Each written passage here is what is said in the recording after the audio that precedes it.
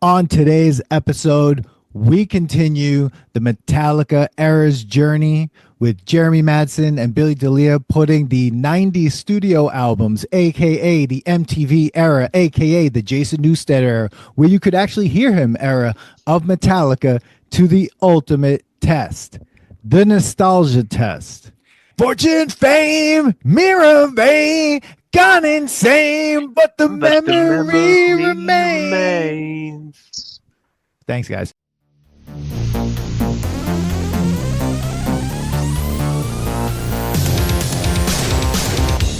Welcome to the Nostalgia Test Podcast, the show where two longtime friends put their mainstream pop culture past to the ultimate test, the Nostalgia Test. Okay, so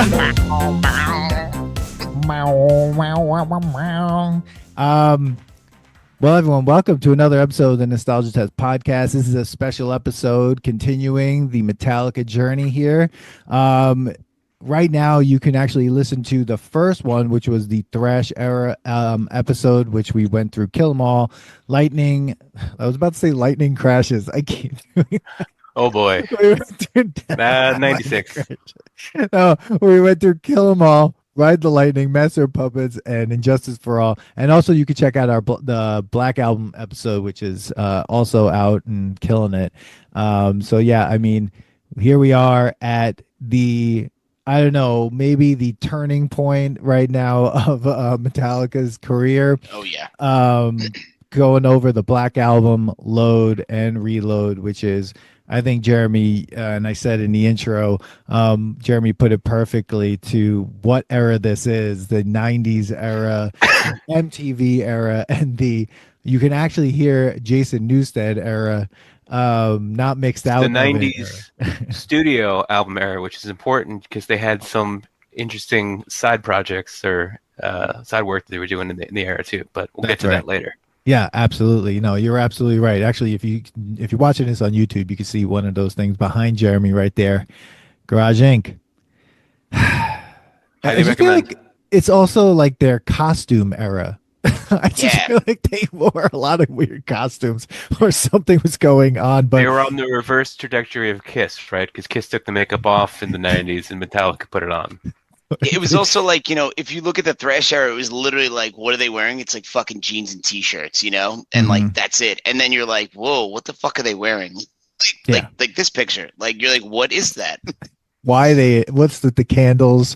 Why are they wearing these weird shirts, popping collars? Like it's, I don't know what it is. It looks like a bad remake of Scarface that they're trying to be in or something. You're right, it does. I think I said somewhere it looks like everybody's trying to make a Nine Inch Nails video at this point in time. I re-listened to everything on Spotify, like and subscribe. And I didn't watch the videos, but they play little clips, and I just be like, oh, I don't remember that. I don't. The one for Mama Said was interesting. There were actual horses and cowboy hats, which is like, okay, laying on a little thick there, but. I guess that's the idea. I mean, some of these videos from this era just burned in your head too, right? Because it's like you remember watching them multiple times growing up, like especially the Black Album ones, and then even some of like the other Load and Reload ones I just remember from high school, So yeah, it's definitely a weird time because I think it's also the one that obviously we're of age. All these out, especially with Load and Reload, we were in high school, right? Like you said, Billy. Like so. These albums are burned into our brains as like the Metallica albums that came out during that time of our lives, like in high school. Yep. So this was the entry point. Weird. Yeah. The first one Load was 95, so we were in 8th grade, I think it dropped. It was 96 and Reload was 97. So yeah, 96, 97. As we were starting high school. Okay, that's what it was. So these were the first ones we saw come out. I mean, I'm sure we talked about on the Black Album episode. We were all aware of it. But we were, 9 years old, so we didn't fully understand the phenomenon. But then, and I said this, even the process of listening to him, and then you get hooked on the Load and Reload albums, and then you take a step back and you listen to Black, and you're like, oh, wait a second. And you keep going, as we all did probably, except Pico. I know you would listen to because we were talking about last time in the Thrash Hour where you were friends with Jason Martinez. You had heard some of the earlier stuff, but I remember it was basically like kept going backwards. And I use this reference, I think, on Thrash episode where I said Metallica is like the gateway drug to heavier stuff, where it's like the weed, and then next thing you know, you're like freebasing Slayer. It's almost like this is like the gateway to the Metallica era for people our age, because it's like you heard this and you go back, you're like, whoa, wait a second, and then you go further back, you're like, whoa, wait a second, you know, like, and it's like, it kind of like gets you on and turns you onto it, and then you get into the back catalog. Load and Reload are actually Natty Ice and Natty Light in musical form.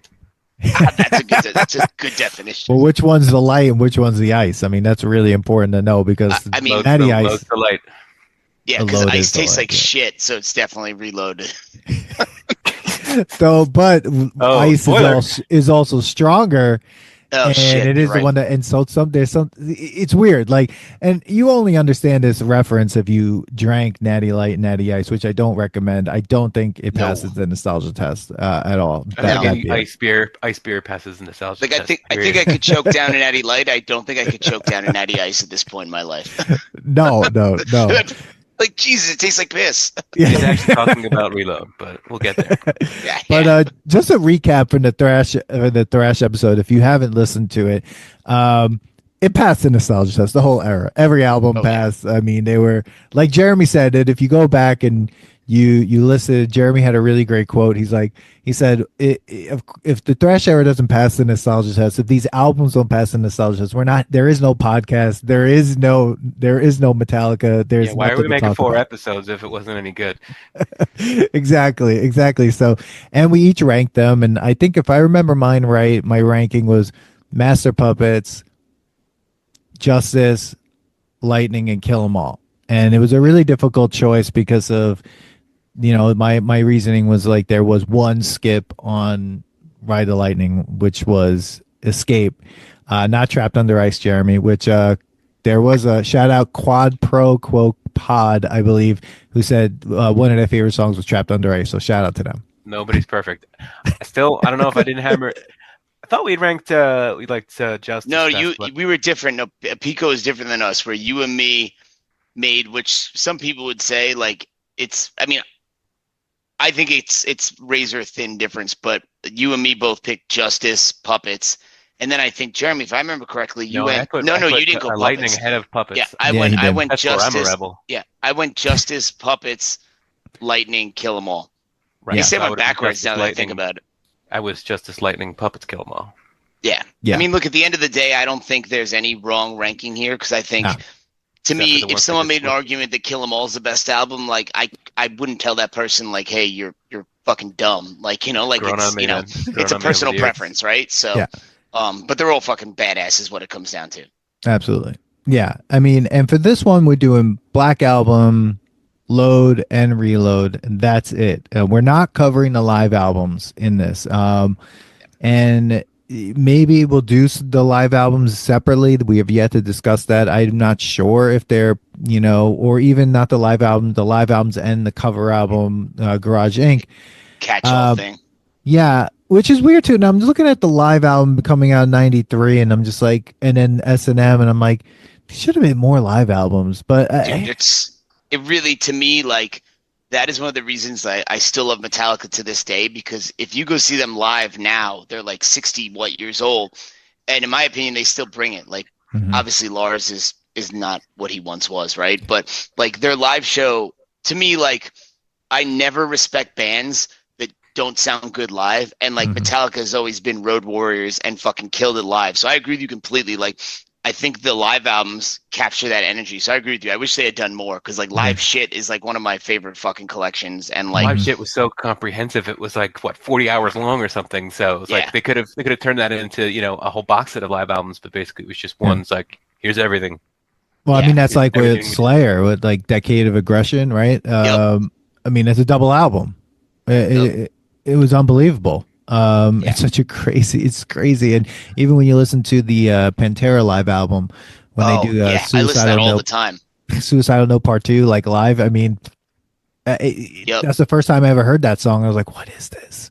It really captures the energy so much better of bands that kill it live. Like live albums are the shit, No, absolutely. So So, I was thinking one thing. I think this is a good entry point. When I started re-listening to Load, people talk about if you go from Justice to Black Album, you'd be like, "What is this?" If you go from Black Album to Load, you'd be like, "What is this?" But imagine if you listened to Justice and then fell into a coma for like 5 years, and then someone throws on Load. God, you would go back. You would go back to sleep. No, I mean it's that is a good point. Like, because even between the two, stark contrast. Like, all right, we did the Black Album episodes, but we still need to cover it a little, right? So like, I started this off. I said, all right, I'm gonna listen to the last song of the thrash era, which is fucking Dyer's Eve, which is a fucking banger, right? So crazy. You put that on, and then Enter Sandman, and like, don't get me wrong, like, look, I think we've all heard Enter Sandman way too much. You go to any sporting event, like, you fucking hear it, but like, it still is like, it's a pretty good, like, to me, it's like one of the ultimate like sports anthems, right? But like, I remember reading a quote once with Dave Lombardo from Slayer. He's like, I love the guys from Metallica, but the first time I put on the Black Album, he's like, I took out and I fucking threw it down the stairs. And I'm like, I could see that. Like, I could totally see that. And this is where they started to lose the fans. Like, look, they gained God knows how many fans, right? But this is where they started to lose some of the original people, which I put myself in those people's shoes, and I totally get it. Like, if you grew up with Metallica, with Kill 'Em All, fucking Lightning, Puppets, Justice, and the Black Album comes out, you're like, what the fuck is this? Yeah. Like, why is fucking Motley Crue and fucking Bon Jovi's producer producing this shit, and this is not the fucking band I know and love? So, like, I understand where people are coming from. Totally get that. Not a thrash album, but what it is, it's the perfect album for the band that's playing for 1.6 million crazed Soviets in a military installation, basically launching the entire premise of Metalocalypse. Great show, by the way. If you haven't watched it, check it the fuck out. Great live show, Bill. Remember we went and saw them. That was fucking crazy. It, bro. Yeah. They killed it. Hammerstein Ballroom. Hell yeah. Still here. That was impressive. With Lamb of God, I think, too, maybe, in Mastodon. Yeah, it was a great show. Polish those credentials, boys. You're legit. But yeah, I mean, it's just a huge sounding album, like from start to finish. Whatever you may think of it, it sounds like, okay, this needs to be played at maximum volume in the largest possible venue. I mean, it is like you hear people that are like audiophiles that are like, the Black Album is like one of the best produced albums like ever. So it's like, you know, that you know, for all this shit, you know, once again, to people that don't know, when I was referencing the Motley Crue, Bon Jovi producers, Bob Rock, where they brought him in to get a more polished sound, kind of make more, what they say, they want to make more streamlined songs, right? So kind of totally changing from the Justice atmosphere of almost progressive metal, right? To like, all right, we want to go streamline 3 to 5 minute songs. And Bob Rock did do a good job of giving it that big fucking sound, you know? Absolutely. Yeah, I Justice was virtuosic in the performance, if not the production, and this way they kind of leveled those out, the playing field for those a little bit more. Yeah. I mean, the Black Album, it just sounds so good. It sounds great. I mean, after Justice, where the production value is like questionable, but the song structure is like amazing, and it's long. It's like if you listen, I'm a Rush fan. So for me, if I put on like something by Rush, and it's a journey, right? That's what Justice is. You put on the Black Album. What is that? Journey's a different band. Sorry. You know, and I just found out today, like listening to the Questlove Supreme podcast, and they had Steve Miller on, and he was saying that Journey was just actually constructed. They actually were like a sort of constructed like a boy band in a way. Like they said, we're going to do this band. It's called Journey. This is the album art. This is the things, and that was it. Wow, so I didn't know that. Yeah, me neither. But the Black Album is such a weird like turn after Justice, but you know, again, it sounds so good, and so many songs on there are so good.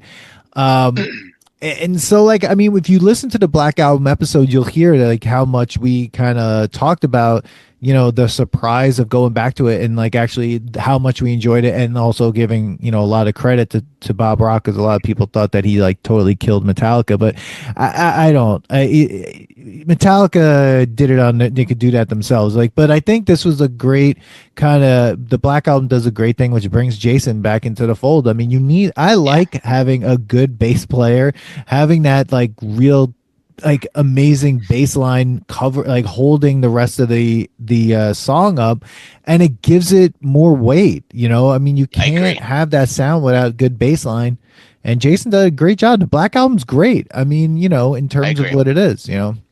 And look, it's not thrash, but there's some heavy fucking songs that, like Sad But True, that's where like you get punished, like where the bass really gives that extra like bomb, like just banging you over the head. So I wrote in my notes about Sad But True, it ain't fast, but it's hard.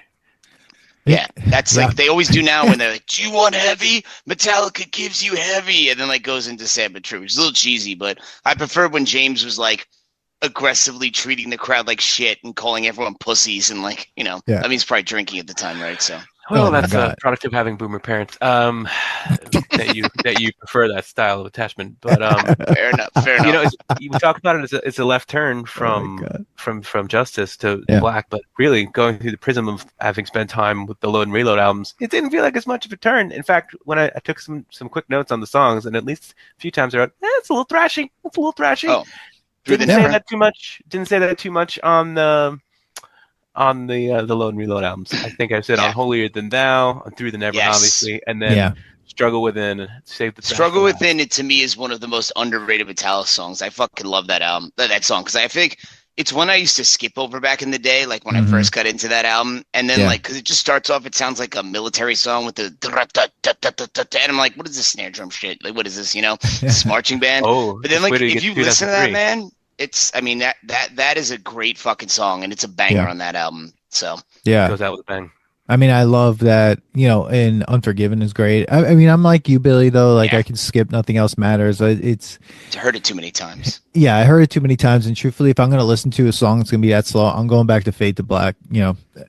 Because it's way better 100%, man. I've heard some covers of Nothing Else Matters that I actually prefer because it's just something different, Like, if you haven't heard, Chris Stapleton does a cover of Nothing Else Matters. It's really interesting. Really? If you like country at all, like, I think Chris Stapleton's awesome, and it's a totally different vibe. And, like, the original, like, to me, like, when I go see Metallica live, I'm like, I'm going to take a piss, get a beer. Like, it's a good time to do that. That is the beer song. 100%, man. 100%. That's an important role.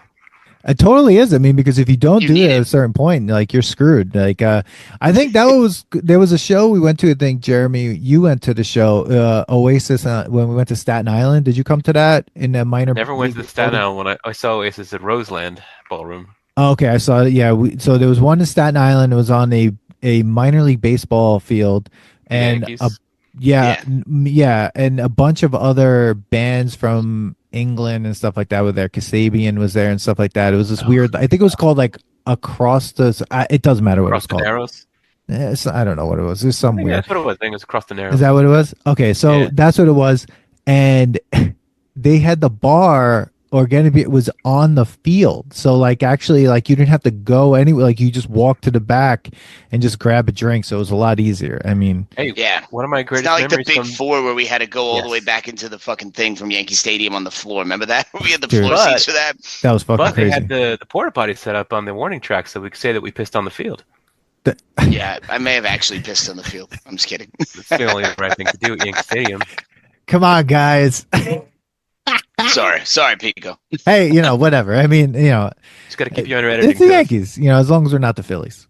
But Amen. But so I mean, we don't have to keep going through the Black Album. We did it already.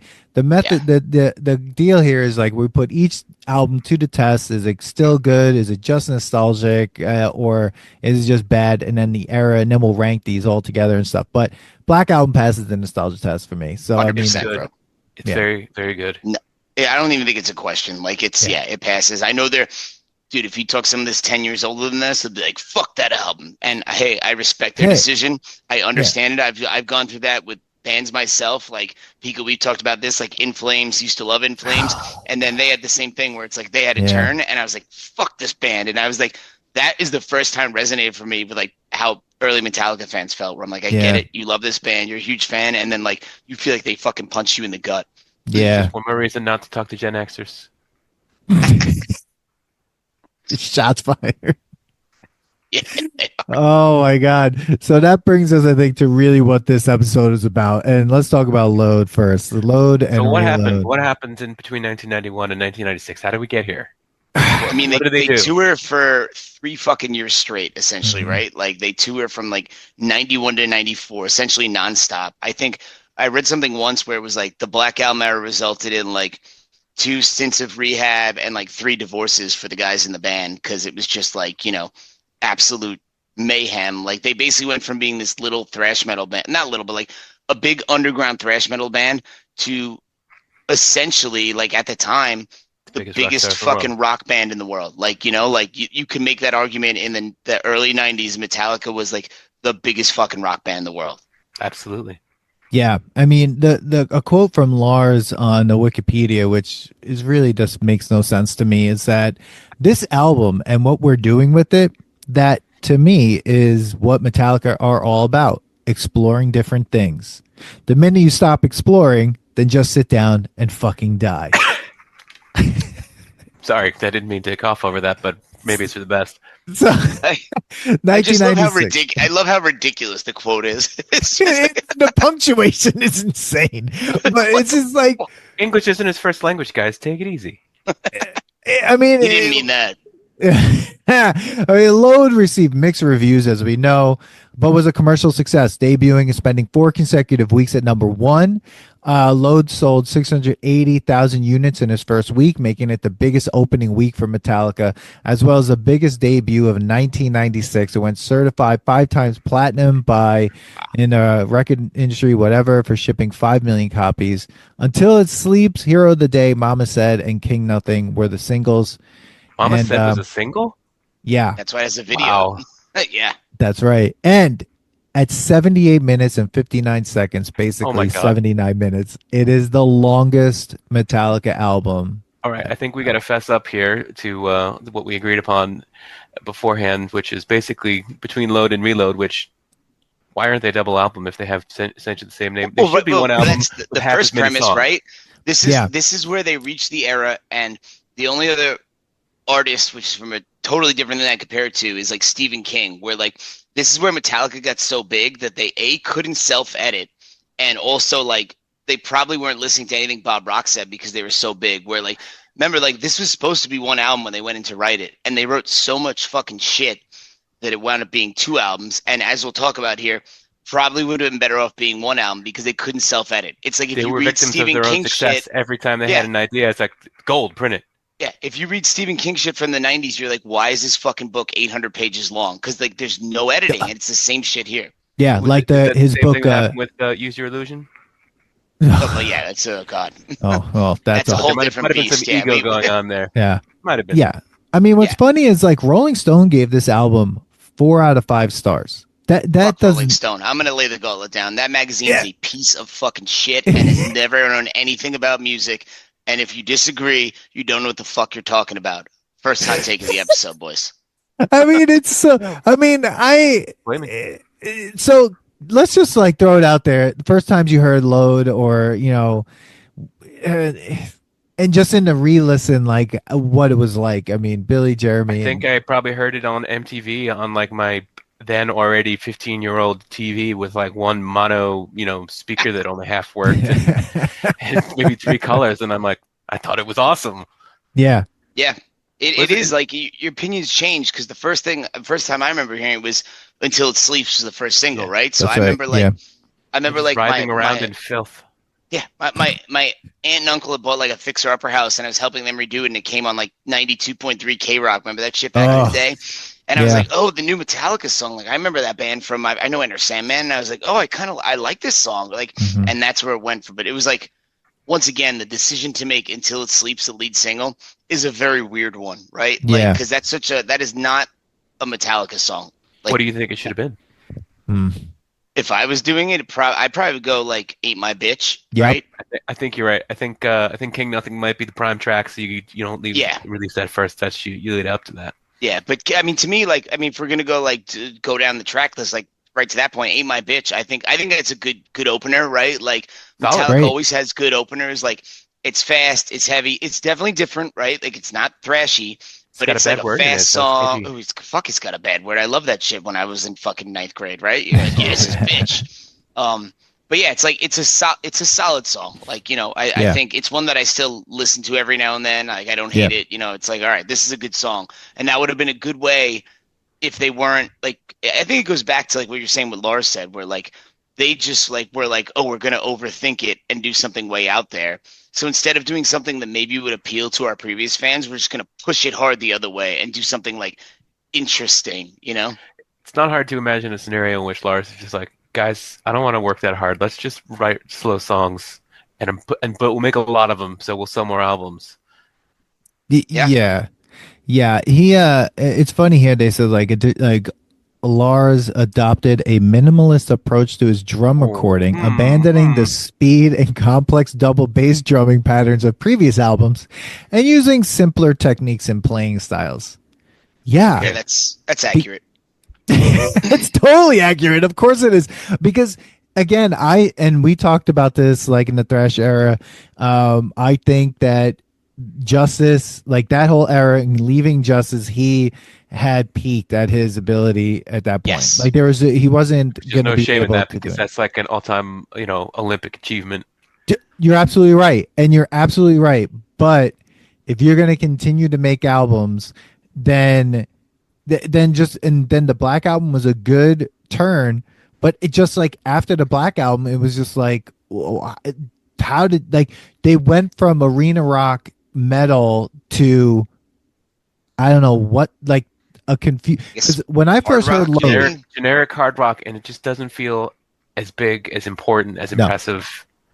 It's the production is worse too. I don't know what Bob Rock was doing, but it went from like exactly. You instantly like that's where I noticed when I listened to like, all right, I listen to Struggle Within and I go to Ain't My Bitch and I'm like, I like the song Ain't My Bitch, but like the production just feels different. The guitars aren't as crunchy. Yeah. I mean, Piku, you play guitar, right? Are they turning away from E at this point and going to another like they dropped tuning? Drop D. They dropped. Is it drop D at this point? Is that where they went?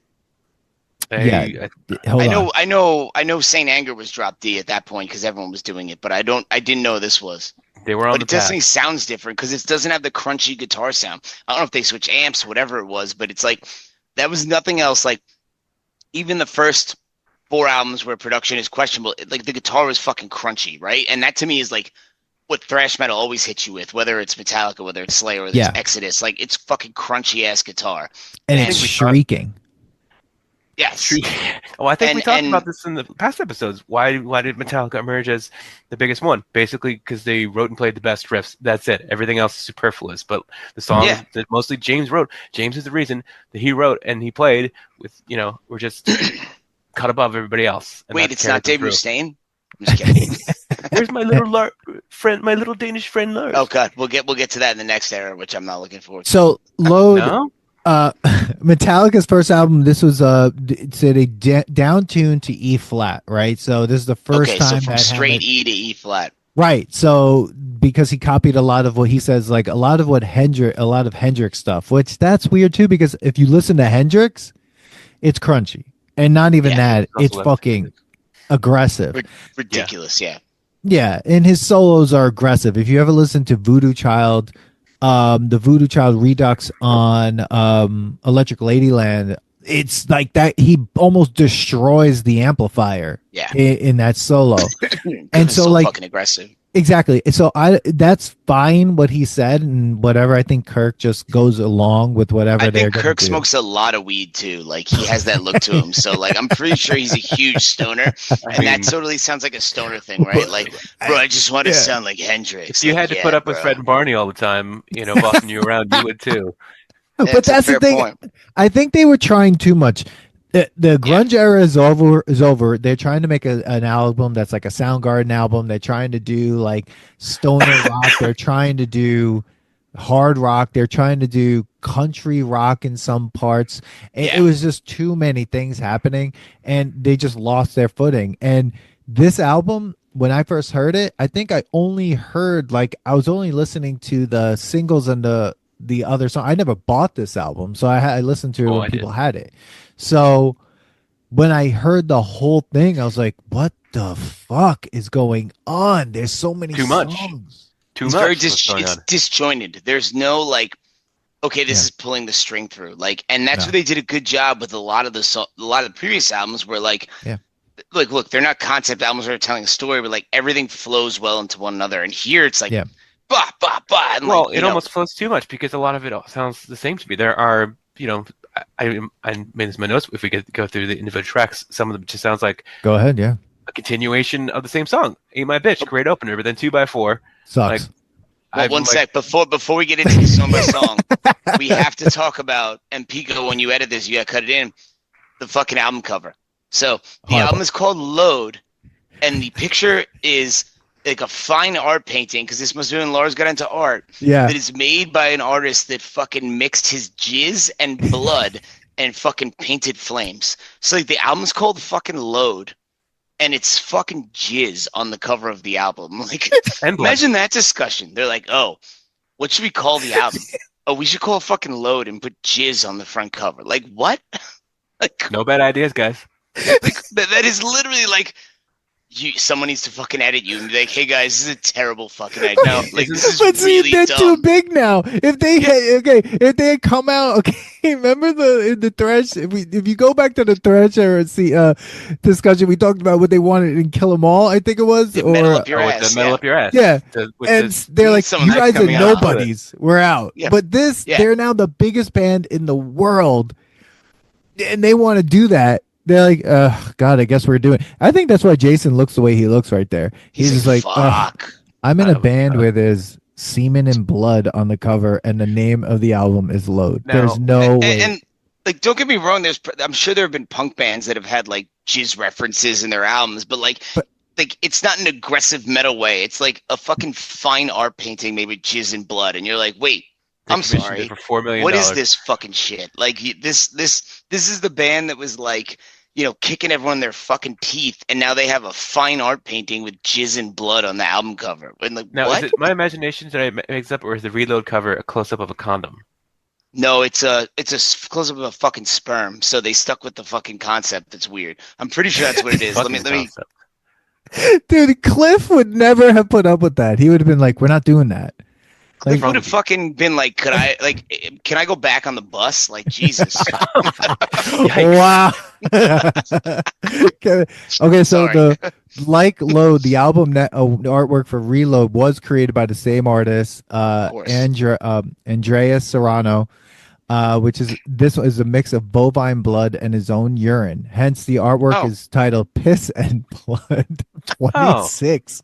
All the photos in the liner notes were taken from the 1997 Cunning Stunts concert.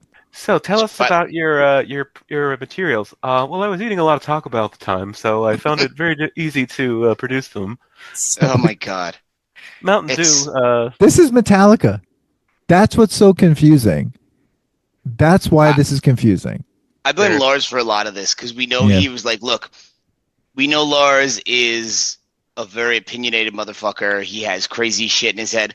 I think you can argue that if they didn't have him, they never would have been as big as they were, which a fair argument, right? So he's probably the reason they're multi-millionaires, Yeah. But it's also he also had these crazy fucking ideas, and there's no doubt in my mind he's behind a lot of the imagery associated with this era, with hey, we need to cut our hair, we need to dress differently, we need to do this and that. To me, a lot of that feels like Lars, and James probably was too drunk at the time to give a fuck. Yeah, and Kirk is just stoned out of his mind, and Jason's like, well, I'm collecting paychecks. Yeah, I don't have a voice.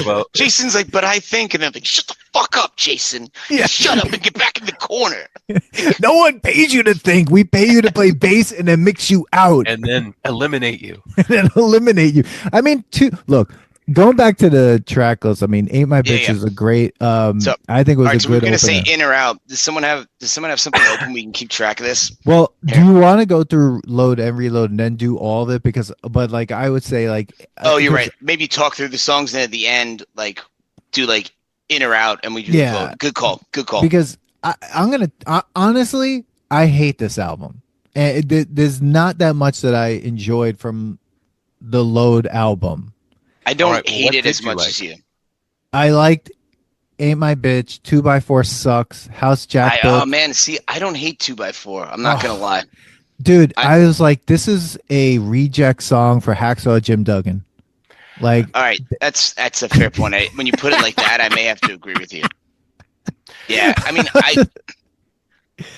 you know what is? This is another one where I feel like there's some good riffs. Like I kind of like the main riff of 2x4 because it's like bow, but no, you know, like, but it's used the wrong way almost. Maybe it's James's voice on this album. And it's not that it was a bad thing. He could sing, he could do whatever, but maybe it was because he was just like, I'm gonna sing a lot. Yeah. I don't remember where it was, if it was on Load or Reload, but I wrote a couple notes on all tracks, and I said, I don't like it when James tries to sing. Yeah. I want James to do James. Don't try to become fucking Pavarotti. Just yeah. Give me some beer-soaked vocals. Just sound mad. Just sound angry. Yeah. And loud. It was just I couldn't do it. And I was like, when I was listening to it, I was like, man, this song's 5.5 minutes long. I was like, come on.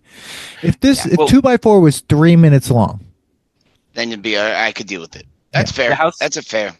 The house that Jack built has a cool chorus, but doesn't start until 3.5 minutes in. Like most of the Beatles' greatest songs would be over before you even got to the part. The higher you walk, the farther you fall. Yeah, I like the chorus too. That's why that one is like it's I do like that chorus. I just couldn't listen to it either. That was a difficult one for me. But yeah, it's just one of those albums. It was too long. Like how dare they put an album out that's almost 80 minutes long? Do you know what I mean? Obnoxious. Like that's too much. You could have cut the Cure Gone like that. I could have taken we could have taken that out. You know what I mean? Uncrossed Your Arms. I had no recollection of this, so I don't remember. Oh yeah, about this. So if we go down the track list, we did the first three. Until It Sleeps. Like once again, when I first heard it, I liked it. That song nowadays, like I don't like that fucking song anymore. You only keep that in the track listing because it breaks up the monotony of all the other ones that sound exactly like. Boring. I didn't put Until It Sleeps, boring. I think, on the list. Was like, it's boring. That's it. You know what? That's a live song. They still play live. That's another piss break beer song. Right? Really? They're gonna play it. I'm gonna piss break beer song. Okay, but you better hope they're not going in order because what comes next? King Nothing. That's the prime cut. That's the prime track from the song. That's a good one. I 100%. Park. Is that an electric bass I hear? Yeah. Yeah. No, King Nothing. Great.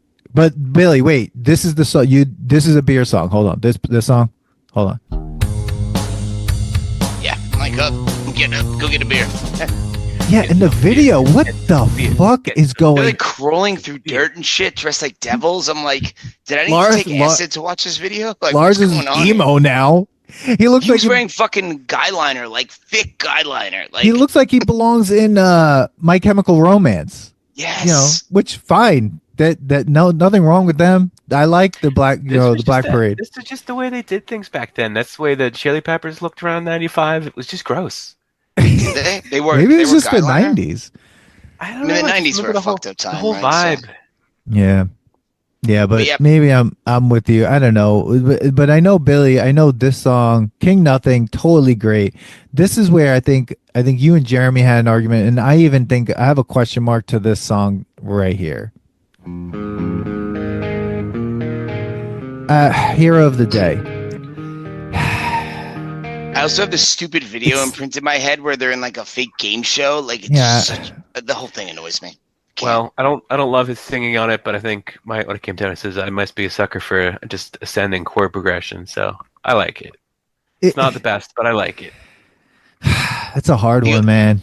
That's a hard one. The only time I've liked the use of this, and Jeremy, look at this, Piku, you may not as much, but like in Jeremy and Brodor's number retirement ceremony, they did a 4-minute video to Hero of the Day with Kiefer Sutherland narrating Brodor's entire career. And I was Shut the fuck up. Yeah, swear to God, yeah. You have a physical recording of that you watch in the middle of the night sometimes, don't you? Of course, yeah. Yes. But like that, I'm like, all right, like this song's all right here. Every other time, I dislike it. I just, it feels like filler to me. It's one of those songs. Honest. I actually, when I was taking guitar lessons, it was one of those songs that I tried to learn. Is it hard to play? It's not as hard to play because it's like pretty straightforward. It's not like difficult, but it's an okay song. It's just like one of those songs I forgot was out there because I don't listen to this album. So I'm like, oh shit, Hero of the Day. And then once I heard it 2-3 times, I was like, all right, like, plus it's also, it's one of the shorter songs. It's only 4 minutes and 21 seconds, Really? which is ridiculous. Yeah. But don't worry, because the next track is how long, Dan? 8 minutes and 7.5. 18 seconds. So Now, this is Not I like even this the song. longest one on the album. I don't hate this song. It's don't good. know It's how good. much The I problem, like it. Too long. The problem Too for long. me is that it's the same tempo and chord progression basically as Outlaw Torn, which is a minute longer. The closer, which I think you have to keep. So again, just like with the first two songs, you don't need them both. It's a telling me slow anything build else. song too. I sometimes I'm a sucker for a slow build song, and this one is, but it's just too long. But then when it finally kicks in, that down, like at the end. And this is one, like, if we do this later, we can talk about it more. But this is another one that I thought when they did the S&M thing lends itself very well to the symphony part. Like, because there's so many, like, because it's such a slow song, as Jeremy pointed out, that there's room to fill shit in there. But I still like this song. I just like cut the last 3 minutes. I got the idea, and then it just beat it to death. Cut a minute and a half at the front. Like, make it a 5-minute song, still do the slow build, and I think it's a much better song. The problem is they were trying to like do those Cliff Burton long songs or Orion's and things like that, and they just couldn't pull it off, like, because they didn't have. He was a musical genius. They couldn't. 100%. They didn't have it. So, and but I will say this about a lot of these, even some of the songs I didn't like. The guitar solos were pretty good. I mean, they actually were good. Like, they weren't like still a ripping mess. here. I felt like, and we talked about it last time with the Black Album episode, where like I felt like, because if you watch, I think we did when we did the Black Album, we watched the Year and a Half Life Metallica thing, where like I felt like look, I love all of his solos on all the early albums, but like he was just fucking riffing and like, all right, let's see how this goes. Whereas I feel Bob Rock made him think about like, hey, it doesn't need to be the most ripping solo. It needs to be one that fits with the song. And I agree with you. The solos on both these albums are still really solid. They're the saving grace of most of the listening on these albums. Because a lot of times I'm just fast forwarding. Sometimes we get to the solo. I'm like, where's the guitar solo? Yeah, let me hear that. Unlike we can't do that in Saint Anger. Oh, God, I'm not looking forward to that. Anyone want to be on that episode? 5-parter. Hit us up. But yeah, Bleeding Me was, I think that was one of the tracks that Brian Colburn from the My Weekly Mixtape podcast, check them out. Actually, we did a great episode of the Nostalgia songs playlist with him. Manny and I did a really good episode with him. He said he loves King Nothing, Bleeding Me, and the Outlaw Torn. Those were his top 3 from Load. And those are good choices. Good choices. Not bad. I mean, Bleeding Me it's such a questionable song, but it's not bad. You know what I mean?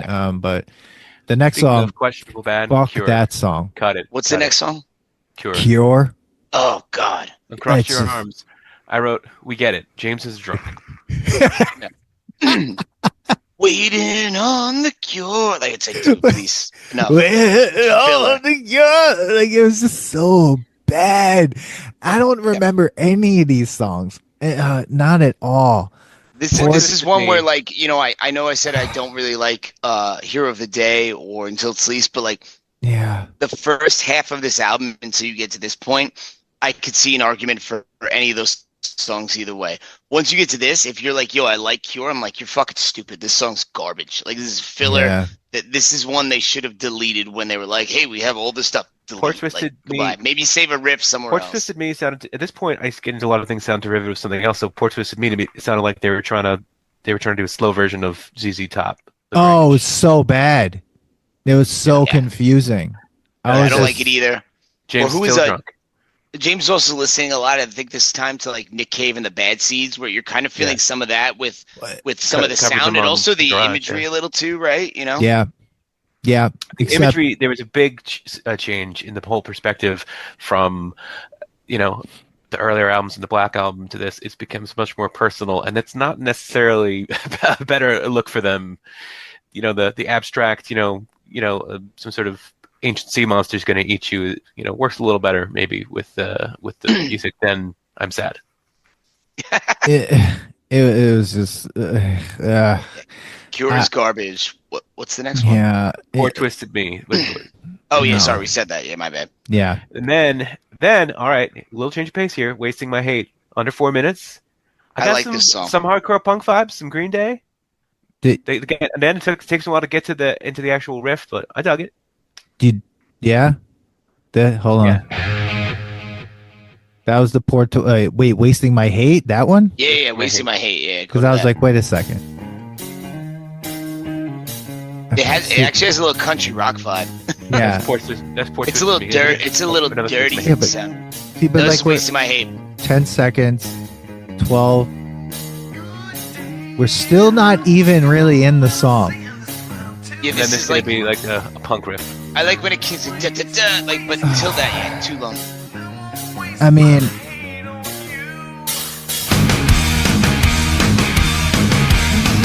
yeah. See, but- I like the riff when it gets to there. Okay, so what if the song started here? Hold on. Where did it kick in? Here? So like if the song just went like and then went Yeah. in, yeah. if it Cut the started lead. like They that's still don't even work up to the 27 main riff yet. seconds though. See, But that's just the first impression, and it builds further from there. So it takes them forever to get around to it. Like, guys, I think So they what if were it's like- trying to We don't need your whole process. overthink it. Yeah.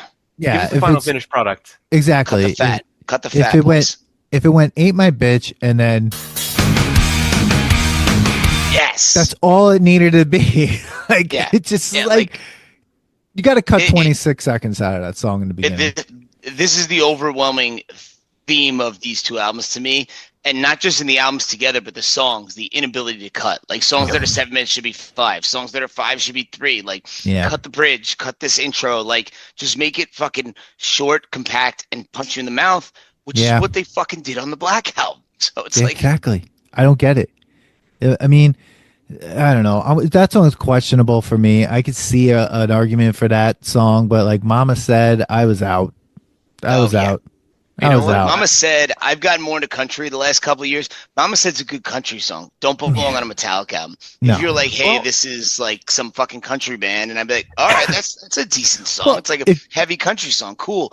It's not I liked Metallica it better song. than I thought I was going to. I hadn't listened to it in a while, but it does make the case that maybe they should have done But some disassociate side the projects. fact, Jeremy, once again, There you I'm go. not saying it's a bad song.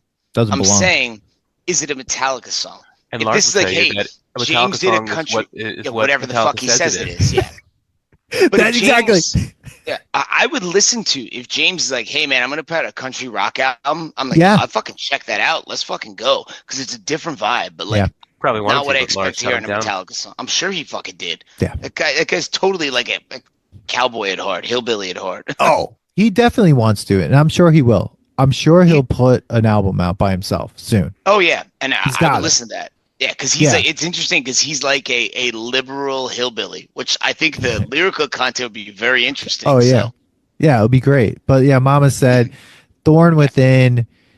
oh god, that's my look, least favorite song on this album. This one reminded me of Stunt of a Pilot Sex Type Thing, which came out 4 years earlier and is far superior. Yeah, exactly. Ronnie. Look, if you're gonna name a song Ron, now I don't know why it's named Ronnie. I don't want to like disparage it. Just in honor case. of their original bassist, Ron McGovern, of course. That's not true. I don't think it's true, but it wasn't. Fake news, Jeremy. Stop spreading fake news on the podcast. We have enough Anyway. other sources Oh, for sorry, I that. thought that was the name of the podcast. Fuck that song too, Ronnie. I'm done. But the I Outlaw think Torn, I can't remember what I I don't wrote. I hate it. think I like the riff on Ronnie. There's a good riff somewhere in Ronnie, but that's somewhere. Okay, somewhere in 5 minutes and 17 Boom, seconds. boom, boom, boom, boom, boom. yeah. I like the original. I like this riff. But again, like it's a country song or like a country rock vibe. song. It's Rock, got you're like right. more of a twang, and I think like that's fine. But I don't know. Like Not on this Metallica. album's confusing. Metallica. Yeah, it is. So 100% confusing. is, dude. Yeah, because if you took all the songs that have that vibe and like, hey, James is doing a soul album that's like a country rock. I mean, fuck, Zach Wilde put out like a country rock album with I forget the name of it, but it was right around when he put Black Label out, and like it's basically his ode to Skinner, essentially, right? Where it's like, hey, I love this style of music. I'm gonna play an album like this. If James did that, like to your point, Jeremy, like they never would have let him. Yeah, Lars would never let him. But like that's something I'd be like, hey, a Hetfield solo, like Southern country rock vibe. Let's fucking go. I would like for them to collaborate on that. Oh, Zach and that would be awesome. That would be fucking crazy. Guys, if Zach and James, if you're watching this podcast, you want to see it. If you're watching this podcast, it's an audio medium. And listening, watching and listening. Either way. Either way, hit us up. We know we made fun of a lot of things. We said some disparaging stuff about Lars. We love you guys, though. Hey, we're Mets fans. We love Piazza. He's in the BLS. We're good. we love you guys. Like that's the thing. Like I think I've been fighting with a lot of people on Twitter, on Instagram about Lars. There's a lot of Lars fans. They can just relax, but they're wrong. And I think the problem with Metallica is him, and he's also the driving force of what made them so big. So I think there's like weird dichotomy. It's a weird dichotomy with him. But yeah, 3 minutes and 39 seconds into Ronnie. Maybe this. Well, now we all know why. Okay, we don't need See the problem with the vocals too. Like he's also singing with an accent. Like clearly he's singing with a Southern accent. Don't know why. Need that mad about. Was that Travis Tritt or James Hetfield? Like I don't know what's going on. Yes, it's Travis. Just randomly anyway, and then it brings us to the Outlaw Torn, which actually I actually love that song. It's a fucking great song. Yeah. Yeah, this is excellent. This is the one. It's up there with King Nothing for best on the album. Yeah. Yeah. It is long as hell, but it's good. But this is one that's okay being long, in my opinion. It does something. Like it literally does something. It takes you on a journey. Exactly. It doesn't just go, and then like here's a solo. Like it's literally just like an actual song that was put together. But all right. So look, here we are. We're at the end of Load. Does Load pass the nostalgia test? Is it still good? Is it like meaning? Would you recommend people to listen to Load, or is it just nostalgic in ways in which like there are some songs that give you that good nostalgic feeling for like the pads, like when it came out, some good memories, or is it just an album that just is not good at all and fuck it? I don't think I would mention this to someone if I was trying to get them into Metallica until they listened to absolutely everything else and wanted to know if there was more. Okay. So maybe not absolutely everything else, everything that came before. Yeah. So what does that answer mean, Jeremy? You didn't answer the fucking question. That's a no. That's a no. I don't. Jeremy does not believe in the but there's actual three rubric. options, Jeremy. It's not yes or no. I think what Jeremy's saying is it's nostalgic. It fails, but it's nostalgic because there are good songs on it, right? Like definitely nostalgic, especially for it hit us in the peak metal absorption years. Yeah, it was because the gateway. If only of getting us to the rest of Metallica, it was worth it for that. Yeah, it was like Load, piece of art. Yeah, Justice for All. Oh my god. Yeah. Oh my god! If the AI on Descript doesn't pick that up as a clip, I'm making it. You're gonna have to. Yeah. But I think it's not like that. It's not like when we did way in the beginning of this podcast 4 or 5 years ago. Jesus. I think it was like episode 2 when we did the Blink-182 episode. We did Enema of the State and Take Your Pants Off and Jacket. Manny and I take off your pants and jacket. Take Your Pants Off and Jacket was one of the worst things we listened to, and there was no saving grace on that album. I can see that. And we were just like, couldn't believe that how much we loved it when we first heard it, and there was nothing on there that we would save. That was like we were young and stupid at the time, right? So it's my wife just messaged me that there's a fox screaming outside in her yard, and she thinks it's probably just trying to be metal. Yes. Have you seen some of the bands that have animals as singers, like the dog? Like there's like actual bands that have like vocalists that are like dogs and cats and shit. Do you ever listen to the band Ailstorm? Anyone? It's pirate metal. Because of you. Oh my god! It's. I mean, dude. It's basically like you can cut this part out, but I just had to go off on this tangent here. No. This is it. This is the podcast. Use it. This is the podcast. You said. But no, it's a Scottish pirate metal band where like it sounds like a metal sea shanty. But then like they have one album where there's an alternate version of it on Spotify, where instead of lyrics, it just has an automated dog barking the whole time. He plays this in the car with his kids. That is ridiculous. Oh my god. Yeah, it looks like it'd be a fun show to go to and like just Yeah. have a good time. Have an Oh Allstar. my god. I love it. But man. anyway, like I would be straightforward and not beat around the bush, like whatever Jeremy's explanation was. It's called And explanation. I will say, I'm saying this is just nostalgic. Like it's not a shit album. It's not like, wow, this is the worst fucking thing ever produced.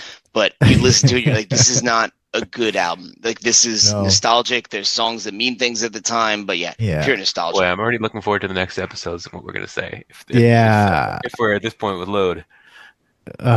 Yeah.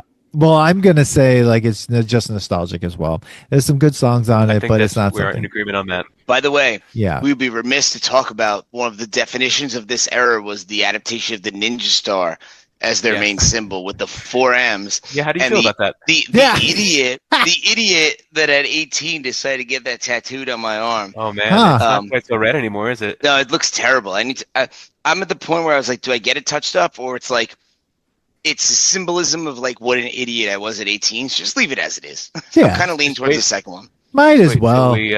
Just wait till we get to the Godsmack episode and you can show us your back. Oh God, we're never talking about that band ever. That is the only tattoo I regret. I saw listening, them. Never pick anything off of the wall. Get something original.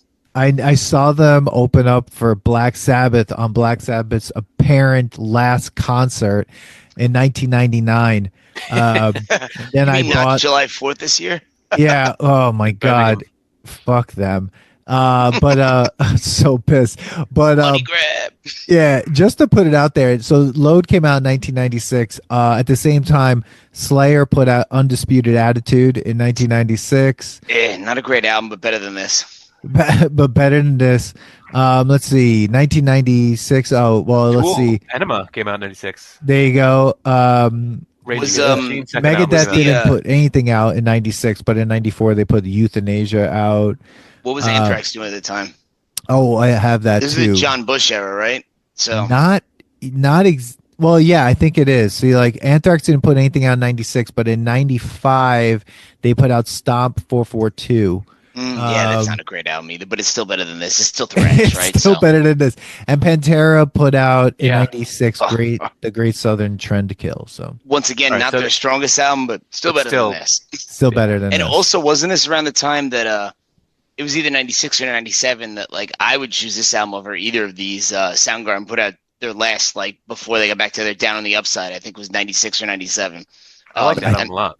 Yeah, I'd rather listen to that than either of these albums. Blow Up the Outside World is an all-time track. Yeah. Yeah, and also Jeremy. Unlike James, Chris can actually sing. Exactly. Chris could rest sing. in peace. Chris is like the Freddie Mercury of the grunge metal. Oh my God! When he died, I cried on that day. Like when I heard, I put on a song. I forgot what I put on, and one of his songs, and I just sat in my living room and cried. I was like, why is this hitting me so hard? But it was just so sad. It was so sad. His lyrics are very dark and depressing to begin with. Like if he wrote those lyrics for a metal band, they would have fit 1,000%. And then you're like, oh shit. Now, like this guy was like, had some shit going on, you know? Yeah. But the good thing about that band too, like once again, just tying it back to the metal thing, Soundgarden are all huge, like metalheads. Like they loved metal. They were always the biggest. Them and Alice in Chains to me were like, of the big 4 or 5 grunge bands from Seattle, like those guys were leaning closer to the metal borderline. A lot of the stuff was as metal as Load or more. Early Soundgarden is pretty fucking metal. Like that is more metal than either of these fucking albums. Oh yeah. Oh, good album. My God. Oh fuck yeah. Goddamn, dude. All right, so that brings us to Reload. That 1990. I don't even want to talk about it. I'm 97. 97. November 8th. A Computer came out by Radiohead. Completely different side of the universe. But still, a killer album. It's like ridiculous. So 1997, Reload. Debuted at number 1 on the Billboard charts, selling 436,000 copies in the first week, certified 3 times platinum. And what was the lead single? Was it Memory Remains? The Memory Remains was the lead Why single. did they go with the I don't know, the weak weird songs for the lead single? I don't know. Why not use Fuel as your lead single? Well, because once again, I think they were overthinking it. Same reason why they didn't use "Ain't My Bitch," right? It's like they actually kind of kept up with the theme of having like a banger for their first song every album, right? Like, but they didn't do it single wise. And I personally, you guys can disagree with this, but if you're comparing better lead single Until It Sleeps and Memory Remains, I would say Memory Remains is a better lead single than Until It Sleeps. I've said in my notes, better than Until It Sleeps? I think it's better. It's at least like a heavy riff. Like you're like, okay, this is still like, I'm not gonna say it's metal, but it's like it's heavy. You know? It's got that Black Album like heaviness when it drops. When it's like yes. Like, you know, remember the weird video where they were on like a platform that was spinning around a thing? Like, yeah. That's hey, let's watch MTV, and I was like, oh, let me turn this song up. I like this song. I like James's singing on the chorus, but not the verses. And there's this high. Is that him overdubbing those like high background vocals? They sounded insane. That's fucking Marianne Faithfull. No. I know Marianne Faithfull. Like, she's Jeremy, singing, what? She's singing no. But I also said, are Metallica fans supposed to know or care about Marianne Faithfull? I didn't know who the fuck it was. We killed her because she died like last week once we were preparing for this. But no. If you listen in the verses, there's this high, singing in the mix, and I don't even know if it's James. I'm like, what is that? Yeah. But it's a weird song. But it's okay. Just a little bit more even about it. They recorded it at the Plant, which is a wood-paneled studio in Sausalito, California. The session was produced by Bob Rock. And the original idea was to release Load and Reload as a double album. However, with problems recording so many songs at one time, the band decided that half of the songs were to be released, and then the band would continue to work on the remaining songs and release them the following year. I could not imagine. It wasn't worth the time. But think about it. Also where they recorded Rumors. If I it might, I think so. But wait a second. I just want to put this question out to you. These albums came out back to back as just regular single albums, right? If this came out as a double album, and when we were buying albums, and that means it would have been more money as well, and you had to sit through a double album of this, would you have been more angry or less angry than buying Load and then Reload coming out like in the next year? I'd be more angry. I would be much more angry, because if you listen to this all as like one album, you're like, what the fuck, dude? Like, what the fuck? Because I'm trying to think of double albums that came out around the same time. You had like Melancholy and the Infinite Sadness by Smashing Pumpkins, where like, a solid album. Like, there's some filler in there too, but solid album. Yeah. This, like, no. I would have been like, what in the fuck? I think even then I would have been like, what in the fuck? And nowadays, if they were like, hey, look at this double album, I'd be like, are they fucking stupid? Like, no. We can be like, what's an album? I've got my phone. How can you imagine? Like, could you imagine that being a double album? I would have been so angry. I would have been why did I have to buy this whole thing for like $32?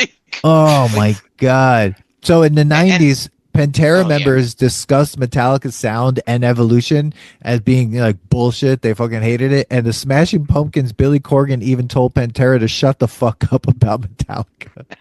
Billy Corgan, I'm sorry, you were wrong. Absolutely wrong. Phil was right. I've seen him go on some of those rants at shows at the time period where he hated Metallica so much. But probably because it's the same thing. He was one of the early guys. Like, and then was like, fuck this shit. Yeah. But it's just, I read something once that said, like, if you put out a double album, like, it means you can't edit yourself. Like, there's no reason, unless it's a concept album, different thing. All right. So now, while we're on this topic, song, Another Brick in the Wall. All right. I was saying, what are other double albums? The Wall. I've told you guys my opinion on that. I think that album is overbloated and overrated. Like, Melancholy and the Infinite Sadness. Yeah, good exactly. Pink Floyd album should have 5 tracks, and 2 of them should be 49 minutes long. Yeah, that's fine. That's fine. I'm okay with that. But I'm just trying to think off the top of my head other double albums. Like, I think Melancholy and the Infinite Sadness from Pumpkins is a good album. All Eyes on Me, Tupac Shakur. That's a double album. What else is a double album? Did Zeppelin do a double album at one point? I don't think so. Pretty sure it's double album, yeah. Did they? Maybe one at one point? I don't know. Billy Joel's Greatest Hits Volume 1 and 2? No, not Greatest Hits albums, Jeremy. Come on. Jeremy, someone Google, because if I Google anything, my computer's going to stop working. So I'm getting double Google, albums from 91 to 2000. There we go. Or just biggest double albums ever. Yeah, so we had that's a live album, so that doesn't count. Like Slayer's Decade of Aggression, that doesn't really count. A lot of them are just live albums. That's the problem. Like a lot of double albums are just live albums because like you can't have. It's just too much material. Do you know what I mean? If you're like doing a 3-hour concert, you need a double album. Well, Yeah. Michael Okay, so Jackson's maybe History was a double album, but half of it was Greatest Hits. No, well, this is driving the point home that like double albums are a bad idea. The fact that like we're like, wait, I can't even find any. Like, it's a bad idea. Don't fucking do it. You know, go track by track. What about Fuel?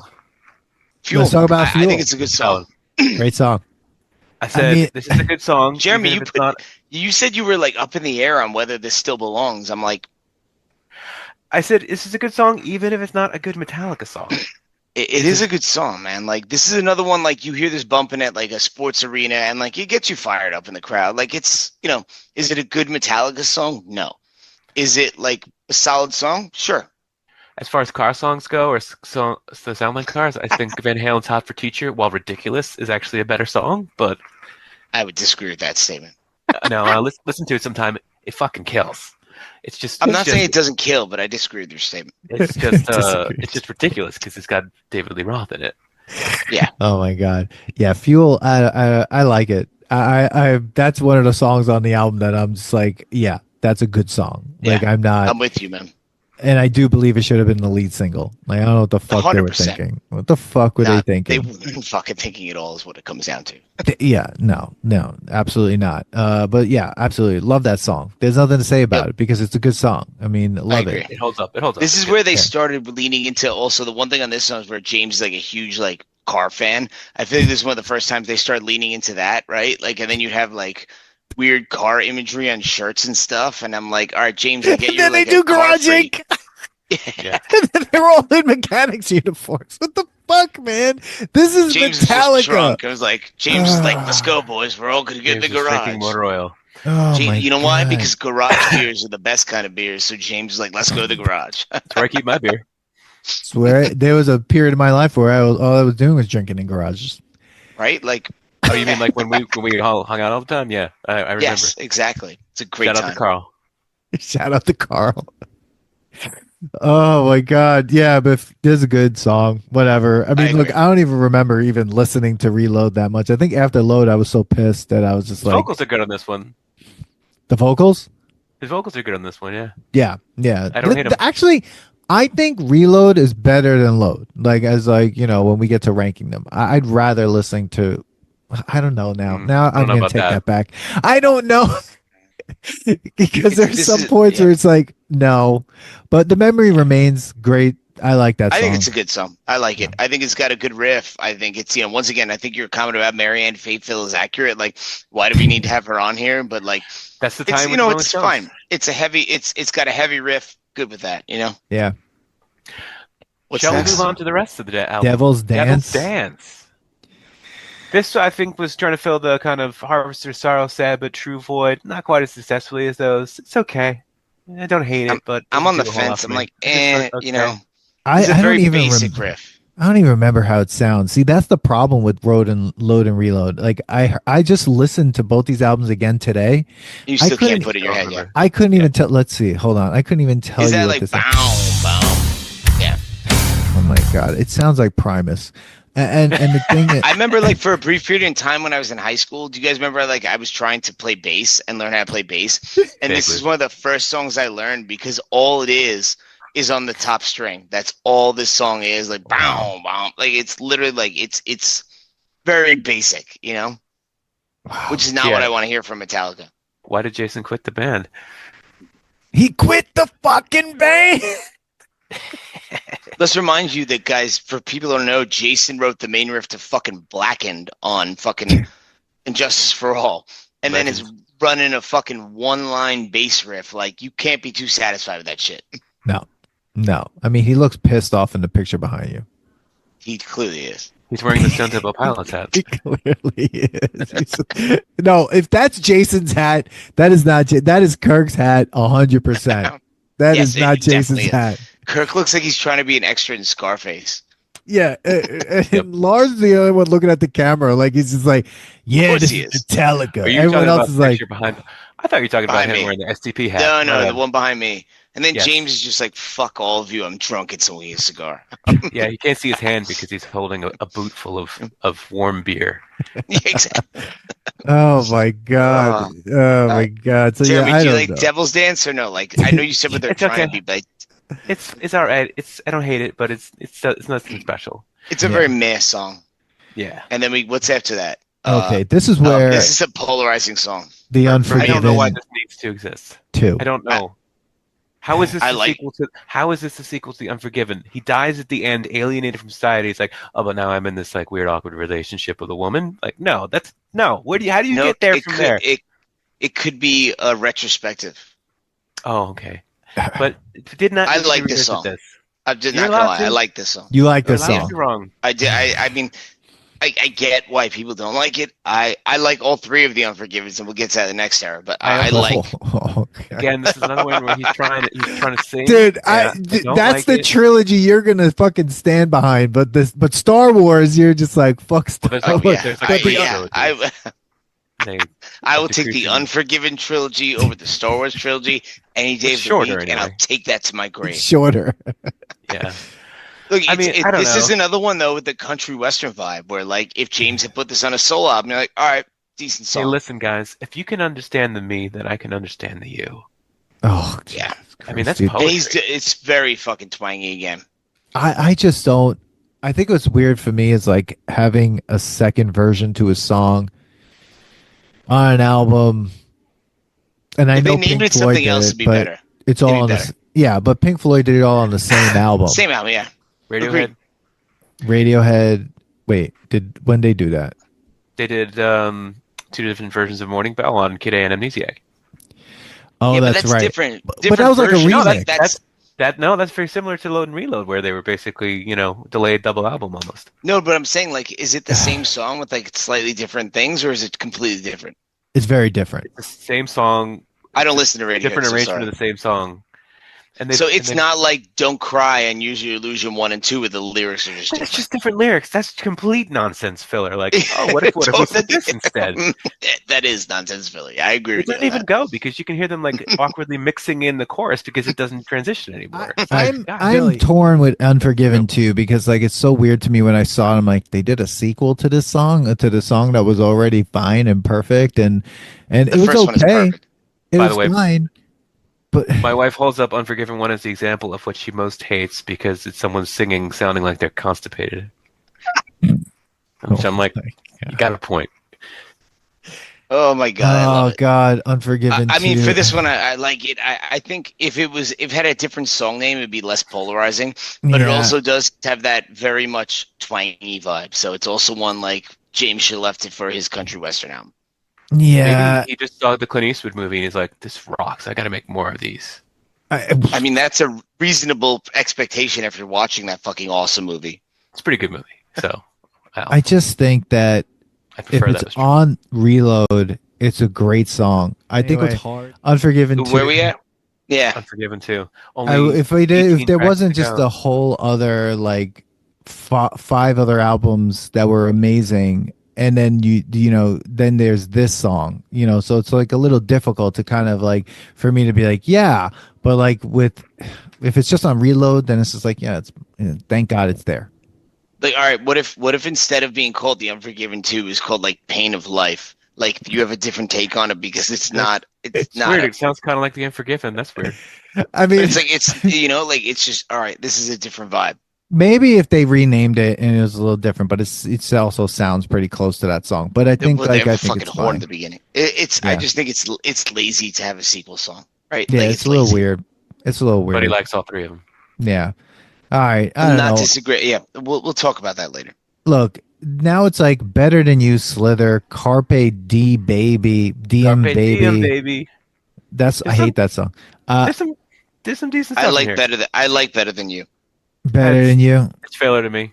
I think it's underdeveloped. to me, this for 2 albums that have a very slow mid pace, it's a faster song, and I'm like, all right, like and it's like, once again, I'm looking for good things on here, by the way. So, this song is just basically like talking shit, like telling you I'm better than you. Like, I'm like, this is one to me would be like a good. It's kind of tame though. It's just I'm better than you. You know, it's like hey, I'm better than you. It'd be a good. I think this is another one. Be a good. It hasn't adopted it yet, but I'm gonna advocate this is a sports arena song to talk shit to the other team. You know, it would work for that, but. Yeah, short bursts, fine, but I think for me, it's just that it's a faster song. I like it. Like I don't love it, but like I'm like, all right, cool. Yeah, but I agree with you. What's next? Like Carpe Diem, baby. Slither. Oh, Slither. That song. Velvet Revolver totally stole their track title. No, bad song. Yeah, very bad song. Yeah, Slither from Velvet Revolver is 1,000 times better than this fucking song. Oh yeah. Actually, that Bad Seed song 2 tracks later, I think does kind of sound like Velvet Revolver. Oh God, Jesus I don't Christ! even want to talk. What comes in between those? Carpe Diem, baby. This song sucks. What? Bobo's is You're wrong. Nah. No, I said on the fence on this, didn't I? No, you said love the middle part leading into the solo. I hate. Maybe I've been on the fence. I do like that little part.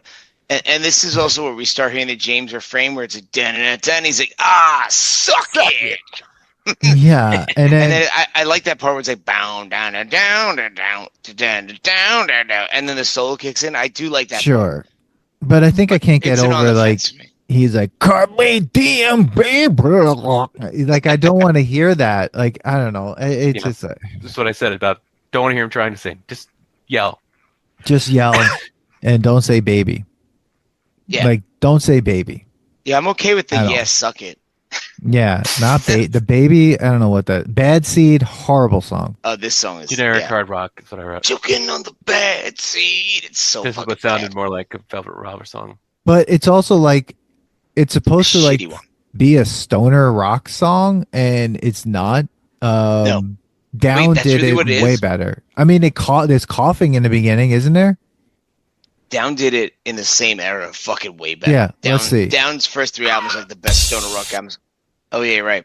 Yeah, it's not as good as that or like Sweet Leaf by Sabbath. No, it's shitty. It's shitty. It's shitty. It's the back half of Load. There's a lot of garbage. This is the ones like I'd say 90% of the back half of Load. This is where they should have been like self-edit. Get this. This is Reload. I mean Reload. My bad. Yeah. I was gonna say because the next one is Where the Wild Things Are. Like garbage. the book. Yeah, I think Bill and I were both in agreement they could skip over that one. This one is bad. This is really bad. Like this is like, why is this on the album at all? Not even like this isn't one like, oh, it'd be cool if James put out a country rock album. Like, no, get rid of this. Is this the one, Jeremy? Like you have your thing up, right? Is this one where I said it sounds? Oh no, that's another one coming up. I'll hit that later. They should have deleted this one, as Lars' dad would say. Yeah. Because you ever see that video where Lars plays something and he's like, we were thinking about making the album opener. What do you think? And his dad's like, I would say delete that.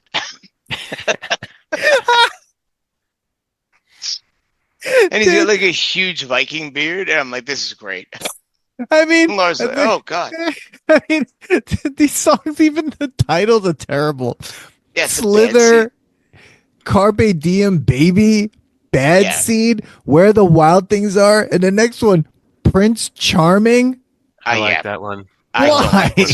Why? I actually turned up the volume when I was listening to it. Oh no, this one just feels like total trash. It sounded like they were actually having fun, which if when you listen to the Garage Inc. album, drugs make things fun. Well, sounded like they're having a good time, and that comes through in song. Where some of these, it's like I don't even think they like what they're playing. This one for me is like, this is one I didn't remember, and then I listened to it again, and I was like, it's just completely unmemorable. Like, I can't even tell you what the riff sounds like. Like, if you put a bullet to my head, I'd get my head blown off, because I don't know what the fucking riff sounds like at all. And I can sing, like, thrash era solos in their entirety, and, like, I don't even know what the main riff for this fucking song sounds like. I can only tell you what the main riff sounds like for Fuel, The Memory Remains, and the Unforgiven 2. After that, I have no idea what any of these songs sound like. And I just listened to this album again, and I still Like cannot 3 tell hours you. ago. Yeah, I agree with you. I can't They're tell not you. memorable. They're not I memorable. can literally hum the entire guitar solo to Dogs on Animals by Yeah. Pink Floyd. The I'll whole harmonize the other thing. part with you now. What? I'll harmonize the other part with you. Exactly. The whole thing. But if you told me, all right, we gun to your head, what's the main riff to Prince Charming by Metallica? I'm like, well, We're all dead. Actually, Jeremy would probably live because he'd I was sure just you'd remember listening it. to it. No, I didn't remember it, but I liked it. Yeah, this one doesn't do it for me. do you like this one? Oh, is this This is Prince Charming. I like the exhibit. Yeah. Again, the editing. It took them a while to get He's into a it. dirty, dirty and then it whore. progressed. About that lyric. It's such a dumb lyric. I'm Dude, the 45 Metallica. in your mouth. I'm a dirty, dirty whore. The opening part kind of sounds like Pearl Jam. Yes. Ah. I do not endorse. yeah. I fucking hate Pearl Jam. Hot take. Never got Fuck into y'all. it. Never got into it. I don't It's know. the worst of the grunge bands from Seattle. You Not know even what? close. Oh my god, that's hilarious. Do you know what's crazy? We still have about 16, like over 20 minutes worth of this album still, and we're Well, like, that's Too how fucking long this and we're fucking already album done is. with it. Like we're already done with it. Like no, It's 12 I'm good. minutes shorter than Load, so it's got that going for it. Low Man's Lyric, Okay. Attitude. This one, No, my Low Man's lyrics sounds like they're trying to do like an Irish bar drinking song, but they don't execute on it. Like I picture a drunk fat guy with a long beard playing this at like a bar that says like live music. Like, you know, like that's this song. they were trying several different things and none of them worked. This one totally took me by surprise when I did my first re-listen over the summer, and I was just like, I think my memory was protecting me from knowing that this was everything. Yeah, it's not so good. bad. It's really bad. Like, what are you doing? Like, The trash No. pile's warm though. fuck no. It's so bad. It's so bad. And then it just keeps getting worse, in my opinion. Attitude. Okay, Attitude. that's. Oh. I said, did they write this for WWE? Yeah, It it's should just have been. bad. It's just shit. Yeah. And then they end on an 8-minute and 15-minute song. Fixer. I actually Reacts, like. so you know I it's like sexy. Fixer. You I like it? Fixer. It's Yeah, got King Nothing vibes to me. 3 X's in it. it's the title's dumb as shit. Yeah. Wait. Fixer But I is fine do- without the X's. Yeah. Play the opening riff. Let's see. How long does it take to get there? Probably like 6 minutes. It's too long. Oh, it comes in slow. Some noodling. Bow, down and now. Yeah. Once again, how many seconds are we cutting out, Pico, by the time it jumps in? I mean, I need to know that. So we're at 20 seconds now. It's still going. Okay. Oh, and then we have the No low drums bass. yet, so. We have the We're- low bass, and then it kicks in. They're probably about a minute of bullshit here. Yeah. Now we're at 1:05.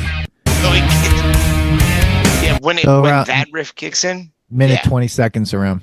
way too long.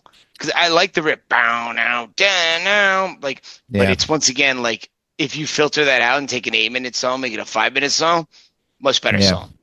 Because that honestly, that's one I probably forward through the front of it. I'm not gonna lie to you, like going old school, I also forward through the first minute of Damage Inc. because I don't need to hear that. Like, let me just get to the fucking riffage, you know. But yeah, I think I still like that song because I think the core part of the song is a solid song, Mm. but there's about 2 to 3 minutes of filler they could have cut out and made it a tighter song. All right. This reload makes me exhausted. It's fair. Like, Let's go to the it's- rating. Load has the nostalgia. Get it over with. The nostalgia factor. I don't think Reload even gets that much because what Shit. nostalgia you? I mean, there's some decent tracks on it, but the nostalgia that you have, Yeah. I only have enough nostalgia for one album worth, guys. Okay. I mean, that's fair. I like your. You know, I'm a fan of hot takes. I like your hot takes. You're saying it's not a yes or no. It's a fuck no. I wouldn't say it's fuck no. I would say. But those I are the have 3 limited- options, Jeremy. Like, there's no like Stop with the It's a no thank you. degrees. It's a no thank you. It's a no thank you. Fucking gray area answer, bro. I love it. It's a no thank you. You son of a bitch, Jeremy. I love you, but you're a son of a bitch. Thanks. No offense to your mom. I didn't mean that like that. That's what I love you, Mom. Well, you know, Jeremy's mom is a huge fan of the Nostalgia Test podcast. So she is. She always watches in the it comments. every night. She's trolling us in the comments. I don't know what that is. Yeah. But you know what, Jeremy? I thought I was going to be the only one, but I'm on your side. I only have enough energy to kind of like deal with one of these, and it's going to be Load. Even though I think in the beginning I said Reload was better, after going through it again with you guys, there's nothing for me here except for about maybe 3 songs. I don't know, and even that I'm just like, if I don't ever hear them, I'm okay. It's just put them out as a EP special, bonus tracks with the Load reissue or something. We didn't need 30 tracks of this. Man, I guess I'm the outlier here because I'm going to say it is nostalgic and that's it. For honestly, mostly for like Memory Remains and just like that and like Fuel. So I agree with your general assessment, Pico. Like 2 songs. Like the first 2 overall, tracks there's probably 3 to 4 songs that are good on this, but like the ones that are nostalgic hit me hard enough that I put it as, and this is nostalgic as opposed to complete shit. Well, so again, like you'll see when we do the one album build thing. I mean, I gotta fucking own it. I'm just kidding. I just think like this is the weaker album of the 2 in my opinion. I think the entire back half of this, outside of Fixer, because I like that, I think is complete trash. Like once you hit like song 5, and this is 12 or 13 songs, like songs like 6 through 12 or 11 are just bleh. Like you know what it is? Yeah. There's no semen on the cover. It doesn't speak to me. Jesus. Oh my God! I think there was blood. It's got the blood and the piss. So yes, that only gets you so far. Just to let you know that like obviously the reception was mixed, if not good at all. But what was it? It was like mixed to favorable reviews. Rolling Stone gave it 3 stars out of 5. All Music gave it 3 out of 5. Collector's Guide to Heavy Metal 7 out of 10, which I would have brought that down even more. Say? I don't know, bro. This is like a 2 out of 5. This is really not good. At best. I think it's 2 out of 5. But Metal Hammer included it in their list of top 10 albums of 1997. I don't think they listened to enough albums. What else was on that? That's what I would like to know. Yeah, I don't know, but even if we just think of right now, hold on. albums, even if we just think of albums that came out in like 1997, I mean, there's like a million that were OK Computer, even Spiritualized, Ladies and Gentlemen, we are floating in space. That came out in 97. Other things that Time Out of Mind was good by Bob Dylan. That's good. Here we go. Best metal albums of 97. There's some that we haven't heard of here. Electric Wizard, Come My Fanatics, never heard of it. Gamma Ray, Somewhere on Space, never heard of it. In Flames, Horacle. Much better fucking album than this. Yeah. Not even fucking close. I'm just going to read the ones that we may know. Sadistic Execution. What? Children of Bodom released their debut album Something Wild in 97. There you go.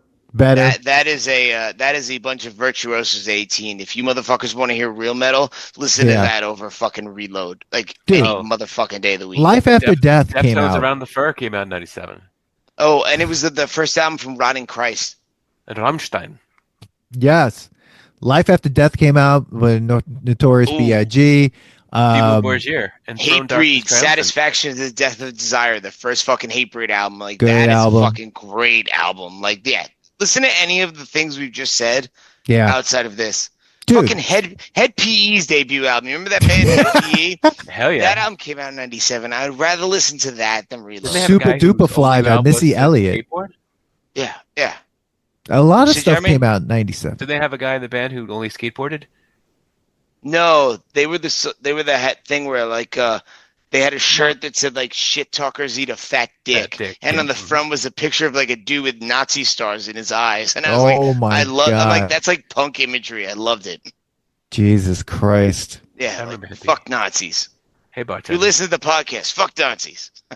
Well, Mariah Carey came out with Butterfly in '97 too. That was a great album. And Be Here Now by Oasis. That's a good album. Boy. I love Be Here Now. I thought that was a good one. Yeah, there's a lot of other good albums that are better than this one. You're right. Wait a second. Like, I will put Be Here Now had a lot of tracks just like Load and Reload, but I do think much stronger track by track in terms of like a better album. Fuck you, Jeremy. Like, your silence pisses me off. I'm just looking at another Elliott Smith's Either Or. That's a bagger. Blur came out. Portishead came out in album '97. Ooh, these are all albums. Dimmu Borgir. You remember? You guys ever listen to that? You said Dimmu Borgir? Yeah. Yeah. Enthroned Darkness Triumphant is a good song. That's like a symphonic black metal at its finest. Okay. Notorious B.I.G. Life After Death. That's right. Ooh. Okay. Now listen. Faith No More. This is where it gets difficult. We were gonna try to put a 10 album Load Reload album together with 10 tracks. Oh man. Should we do 12? Because we're talking about 13 plus 12. Can we get 12? 8. Let's do 10. That's fair. All right, let's go. But Jeremy, you want to start with something that you have? Hey, my bitch. It's a keeper. I mean, it's a keeper. Yes. 100%. 100%. Yeah, I'm putting that on there. I had it as like my first, the first track, and I was just like, yes, obviously. 100%. Yeah. So, Billy, go ahead. 2x4. I said yes on this one. I said no. I'm saying no. I'm sorry. That's fair. Hey, that's democracy, bro. Democracy at its finest. This democracy is better than the one in our country right now, people. There we go again. Sorry. Here we go again. I mean, I'm going for like the ones that I know are going on. Fuel. All right. Yes, 100%. We're not going in order. Oh, Fuel's a keeper. Absolutely. And King Nothing. Those are absolute keepers. King Nothing. Did we do the absolute keepers first, by the way? Yeah, why don't we do that? All right. Let's switch it up, King Nothing's on there. So that's 3 now. So we have 7 more to go. All right. Absolute keepers. Outlaw Thorn. I think we all agreed on that. Yes. Yep. So that's going on there. And Fixer. Pico is not a big fan, but you and me like that one. Then it goes on. Yeah. So Fixer, 3 X's. Okay. Memory Remains. Yes. Yeah, 100. Jeremy, I know, was on the fence, but you and me got that. So we have 1, 2, 3, 4, 5, 6. We have 4 more if we're doing 10. All right. What are our thoughts on Bleeding Me? I'm saying yes. I was a no because I thought that was too similar to Outlaw Torn.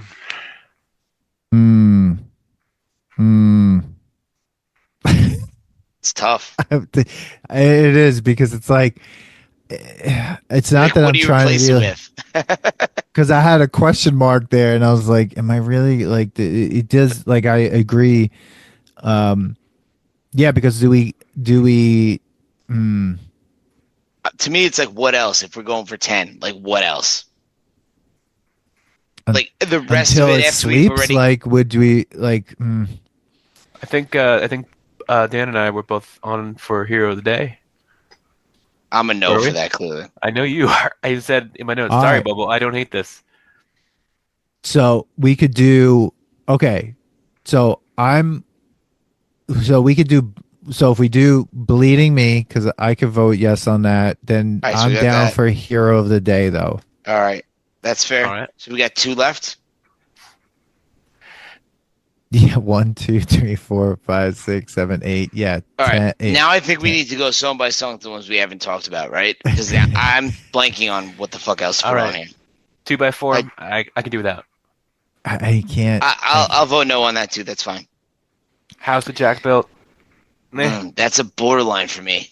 Yeah, that's a no for me. I can't. Wait, did we put King Nothing on there? Yes. Yeah. Okay. Jeremy, you said, are you borderline on House of Jack builds, or are you a no? I was borderline. All right, so we leave that as a maybe because Pico's the only one was 100% no. So we may need to come back to like, oh shit, like what do we do, right? All right, so I'm gonna put it in italics. House that Jack built, All right. because we don't know. Did we put Until It Sleeps on there already? Because I said no, but I said I'd no. say no. If we got Memory Remains, we don't need Until It Sleeps too. I agree with that. I agree with that. So that's it. See you, buddy. All right, Oh, then we man. got everything. We went over everything through Bleeding Me. I think Cure, we're good with cutting. Fuck you. Yeah. Poor Twisted Me, we don't care. Nope. Ow. I liked Wasting My Hate, and I think Bubba did too. But Dan was fuck. I'm gonna What go song with was Wasting My that? Hate. Ain't gonna waste my hate on you. I think I'll keep it for myself. Okay. We'll put I'm gonna go that on yes. there. Wasting My Hate. Waste My Hate? Wasting My Hate. I think that might do it for us for load because we ain't keeping Mama Said. No. We're not keeping Thorn Within, and No. Ronnie, we didn't get over that edge on that one. So I put Ronnie in the if we need to go back. How many more do we need? 2 more? Oh, so what about Unforgiven 2? Now, this is did we put that on there yet? no, No. I'm gonna say yes. I'm gonna know. We're at 9, so we could But go we 12. still have. But we're We at can go to 9. 12. But we I think have 12 is 1, fine. 2, 3, 4, 5, 6, 7, 8, 9 here because we have House that We Jack should do built, 12. and the House that Jack built was questionable. Yes, I think we should do 12 because when you're talking about 25 songs, you got to cut in half, right? So we're at All 9. right. I think we need to pick 3 more. All right, so we made it through. So is House that Jack built a maybe, right? Yeah. Put it on the side for now. Who It's on was side. a yes on that one? I was. Jeremy was a maybe. I was a maybe. And so am I, like kind of a no maybe. So that sounds like it's leaning towards no. All right. Yeah, it definitely is. All right, so let's put Are we putting Unforgiven 2 on there? I'm saying yes. You guys both voted yes. I voted no. I think it fits. I feel like you have to at this point. Like it's just In the So scheme of fine. shitty songs. You guys are the Unforgiven too, as far as I'm concerned. All right, what other songs haven't we touched? Devil's Dance. Meh. yeah. I'm going to say That'd no. That's a maybe. I don't even remember what that sounds like, and I just listened to it. Right, yeah. It's I not. don't even It's fucking know. meh. I don't even think you could get 12, Billy. I really think Let's it's see. like- Let's shoot for 10 or 12 and see what we get to. I'm going to say no All right. for Devil's Dance. I'm saying no because If I we don't cut even the- remember it. If we get All to right. the maybes, we cut them. That's out. No Devil's Dance. What's All right.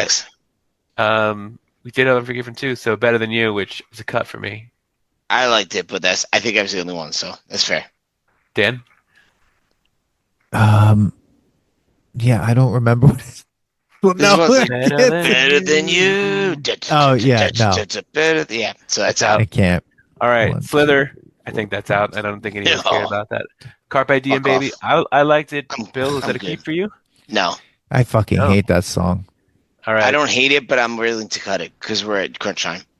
Well, at that point, I think. All right. So I think there's really only one more song left that we have to discuss. All right. So we cut. Carpe Pico, Diem, you're right. baby. It's a 10-song album. We don't want that. We don't where the wild things are. I liked Prince No. Charming. Anybody else saw him with Prince Charming? No. Hell no. Yeah.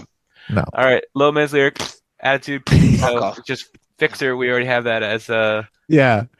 So how many are we at now? We're We're at at 10. 9. 2, 3. No, 4, 1, 5, 2, 6, 3, 7, 4. 8. It's 1, 2, 3, 4, 5, 6, 7, 8, 9, 10. We're 10 with House of Jack build as a bonus track. Get rid of that. So fuck it. All right. That's our 10. 10. What are our 10? Aim My Bitch, Fuel, King Nothing, The Outlaw Torn, Fixer, The Memory Remains, Bleeding Me, Hero of the Day, Wasting My Hate, Unforgiven 2. I'd listen to that album.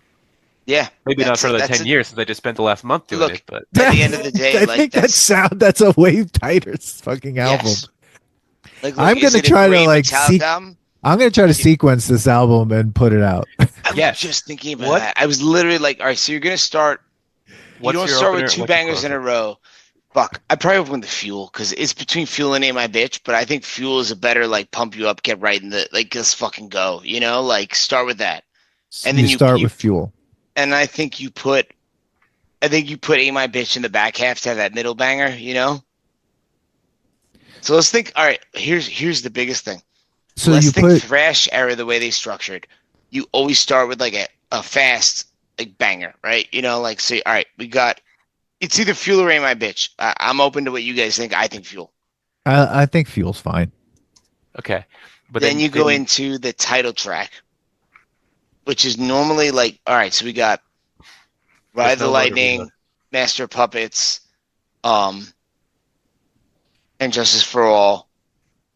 Fuck. None of them really fit great. Well, I think it would have to be King Nothing or Bleeding Me, maybe. I mean, I think you go into. I mean, it's right now it's like Fuel, King Nothing, Fixer, but that doesn't make sense. Fixer can't go there. It's long. That needs to go. I think Fixer needs to be the closer because it's so fucking long. But what about the Outlaw? Outlaw Thorn. One of those two needs to be in the closer. Yeah. I think you put Fixer in the middle, like after Bleeding Me, and then it's Fixer, and then it's Ain't My Bitch right after Fixer. Yes. So you bam, bam, bam. So all right. So we got Fuel. We need number 2. Do we go with Memory Remains because it's kind of like a sad but true kind of vibe where it's like heavy, like just bare bones? Sorry, what did you say after Fixer? Ain't My Bitch. Yeah, I like that because Fixer's long and slow.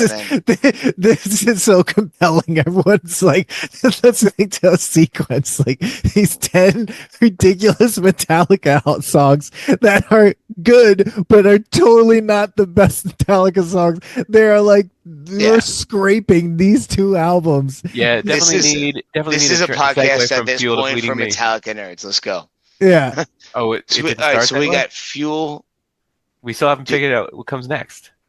I would say all right. So King Nothing 2, then Bleeding Me 3, Fixer 4, right? Ain't My Bitch 5. Yep. So it's but then switch. Okay, so then the Memory Remains. It goes so go Fuel, King Nothing, Bleeding Me, Memory Remains, Fixer. No, Bleeding Me, Fixer. I thought it was. That's 2 long songs in a row. Yeah, that's bad. I think I agree with Pico. We put Memory Remains between there because then you got. Bleeding Me is like a 7-minute, and Fixer is like 6 minutes. So right, so you break it up with Memory Remains. All right, and then Ain't My Bitch. Yep. Then we got Hero of the Day, Wasting My Hate, Unforgiven 2, and Outlaw Torn left. It's ooh. What were we coming off of? Ain't My Bitch. Ain't My Bitch. And then you got probably go. You bring it down with Hero of the Day. Oh, I'd say you either bring it down with Hero of the Day or Unforgiven 2, because you got high and you got to go like low after that. So one of those 2, I think. All right, well, we'll do Unforgiven 2, then what comes next? Wasting My Hate. Hero of the Day, Outlaw Torn? Yeah, I think that's it. I think that's the mix. All right, hold on. Because you know what? Because the biggest problem I think on both these out. I think, Unload? End load. For nostalgia tests. Wait, okay, so it's NP load. All right, so it's Fuel, King Nothing, Bleeding Me, The Memory Remains, Fixer, Ain't My Bitch, Unforgiven 2, Wasting My Hate, Hero of the Day. I thought it was Hero of the Day, then Wasting My Hate. No? Wasting My Hate and then Outlaw Torn? No, I have Hero of the Day written twice. My bad. You don't want Hero of the Day going after Unforgiven 2. That's too low in a row. Like, you want to go up and down the back end. It was my mistake. Unforgiven 2, Wasting My Hate, Hero of the Day, Outlaw Fuck it Torn. up again, Jeremy. All right, so that's it. So I'm gonna make a mix of. I'm gonna make a playlist and put this out on Spotify and share it with everyone in the comments. Call it Unload, Dan. Call it Unload. Call it Unload. Unload is a good one. That's hilarious. Unload, but we don't have to put the picture be like someone with a shotgun shell that's coming out, which would be much more badass than anything they put on either of their fucking albums. I'm just gonna take a picture of a grapefruit and then just put that. No, you get one of those stock photos of the guy who experienced, premature ejaculation, sitting with his hands on his head on the edge of the bed, and his girlfriend with her arms crossed behind him, all disappointed. Can't get it up, pussy. Or it's like one of those Cialis commercials where it's like 2 people in a bathtub, but it's like facing a just sunset. A scorched earth or some sort. 2 people in the bathtub with a mushroom cloud. Now that's still awesome. That's metal. That's metal. I think that playlist sounds good though. Like I feel like that would be like it's still not great, but if I heard that on one album, I'd be like, all right, this is like, all right, there's some entertaining stuff here. Like, yeah, it cuts out all the bullshit filler. 2 hours to make a mixtape. Holy shit, people. Well, now one last question, and we're done. Oh no. How do you rank bringing this era? Well, yeah. How do you rank the era of this? I'm gonna just clearly superior to the thrash albums based on how highly we spoke of every track over the last 2 hours. But just remember, like we ranked thrash number 1. Yeah, you know that's gonna be number 1. Yeah, we got other shit coming forward, so remember we got to think about that. I think this is a nostalgic. I don't know half of the shit coming forward, so how am I supposed to prepare for it? I think this is a nostalgic era. I mean, I think the thing that keeps it alive is the Black Album. You know, that's it. The Load and Reload really. It makes the Black Album have to work extra hard in this fucking 90s era. Like it's ridiculous. But I think it's just later though. I think there are other good things that came out of this period. The live album we talked about was great. S&M had its highlights, and that's why we need to catch all one. Like, and we can't really rank it for an era. Maybe it's like we talk for half an hour about like, hey, here's the crazy shit they put out over the years, like just to show. Because I think if nothing else, Metallica has kept things fresh with doing weird side projects and stuff. And it's like some of them hit, some of them don't. I thought S&M was cool. I think the fucking Garage Inc. album is cool. I've never listened to Lulu. Like I will listen to Lulu for this podcast and probably want to cut my wrist, but I will do it. Not going to be good. But it's like I will give them credit for that. Yeah, they've swung on some things, and a lot of them during this era that hit, in my opinion. You know, like you know, I thought that you had a lot of bands doing the symphony. You don't picture Metallica doing a symphony. I thought it was executed pretty well. Yeah.